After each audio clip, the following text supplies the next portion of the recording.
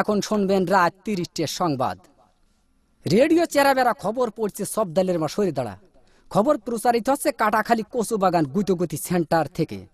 সংবাদের শুরুতে শিরোনাম। কাটাখালীর মিরির দুয়ার ভিতর একটি চাউলের খনি। শেখপাড়ার বটতলায় ঘোড়ার গাড়ির দুর্ঘটনা। কুচ্চে মুরগি বন বিলে ধরে পালাতক। এতক্ষণ সংবাদ শিরোনাম শুনলেন, এখন শুনবেন বিস্তারিত। খবরে জানা যায় কুদা ফকির বাড়ি দেয় তবলায়, ইকরামের হাঁসটি ধরে নিয়ে যায় কেবলা। হাঁসটি ধরে নিয়ে যায় পশ্চিমবঙ্গ ভারত থেকে। রাতের বেলায় দাবড়া দাবড়ি হয়, কোনো সুসংবাদ পাওয়া যায়নি। সকালবেলা সংবাদ পাওয়া যায় কিনো ফকিরির দরগায়। খবরে জানা যায় হাঁসের কোনো ক্ষয়ক্ষতিও নেই, বন বিলের লোম কয়টা সব জড়িয়ে পড়িয়ে গিয়েছে। গতকাল কাটাখালের ব্রিজের পারে একটি মহিলা দাঁড়িয়েছিলেন। মহিলা দাঁড়িয়ে থাকার পর একটি বাড়ি মাছি উড়িয়ে যাইতাছিল। খবরে জানা যায় মহিলার ওড়নার বাড়ি লেগে বাড়ি মাছি ৩৬টি দাঁত ভাঙে জায়গায় পড়ে যায়। এরপরে বাড়ি মাছিটি দুঃখ প্রকাশ করেন যে তিনি দাঁত দিয়ে কিছু চাবিয়ে খেতে পারছেন না। আমাদের কদবেল হায়দার বাড়ি মাছির দাঁত লাগানোর জন্য ৩৬ লাখ টাকা পুরস্কার প্রদান করেন। গতকাল কাটাখালীর মিরির দুয়ার ভিতরে একটি চাউলের খনি পাওয়া গেছে। তাতে ৩.৫ চাউল পাওয়া গেছে, আরও পাবো বলে আশা করা যাচ্ছে। এসব চাউল তোলার জন্য আমাদের শেখপাড়ার মণিকুমার যতগুলি সব ঠিক করা হয়েছে। আমাদের আমরা আলী বলেছেন এই চাউল বাংলাদেশে থাকলে পারে বাংলাদেশের অভাব অনটন বেশি পরিমাণ বেড়ে যেতে পারে।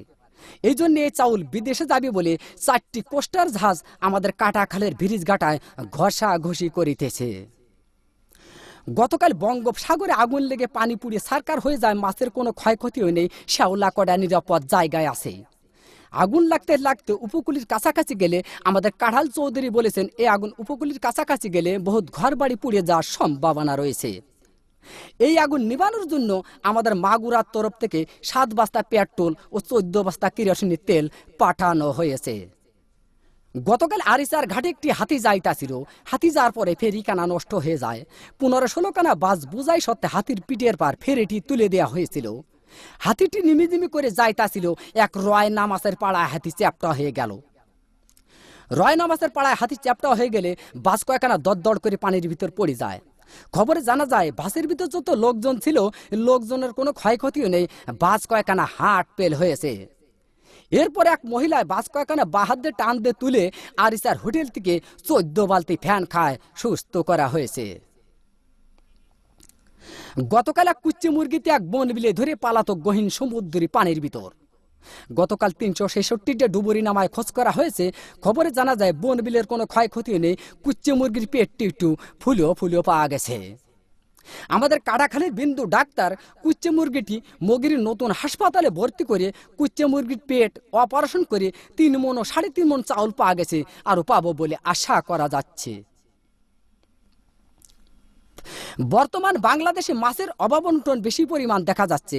এর একমাত্র কারণ বুড়িগঙ্গা নদী দিয়ে একটি মায়াবড়ির জাহাজ যাইতেছিল। এক কাইলে মাছের সাথে অ্যাক্সিডেন্ট হয়ে মায়াবড়ির জাহাজটি পানির ভিতর ভাঙ্গে চুরে পড়ে যায়। খবরে জানা যায় জাহাজের ভিতর যত মায়াবড়ি ছিল মাছে খাইয়ে মাছের সন্তানাদি বন্ধ হয়ে যাওয়ার কারণে বর্তমান বাংলাদেশে মাছের অভাব অনটন বেশি পরিমাণ দেখা যাচ্ছে। গতকাল শেখপাড়ার বটতলায় এক ঘোড়ার গাড়ির চাকা বাষ্ট হয়ে ৬০০ মানুষ নিহত, আরো কতকজন আহত হয়েছে। আহতদেরকে জ্যান্ত পুঁতিয়ে ফেলা হয়েছে আর নিহতদেরকে মগের নতুন হাসপাতালে ভর্তি করা হয়েছে। গত মাসে এদের সুশীলের চিকিৎসা হবে বলে জানা যাচ্ছে। সবশেষে আবহাওয়া।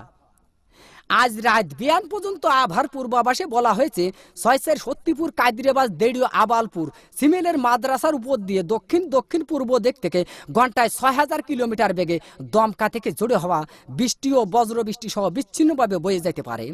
সেই সাথে ইট পাটকেল ও পাথরের খোয়া পড়ার সম্ভাবনা রয়েছে।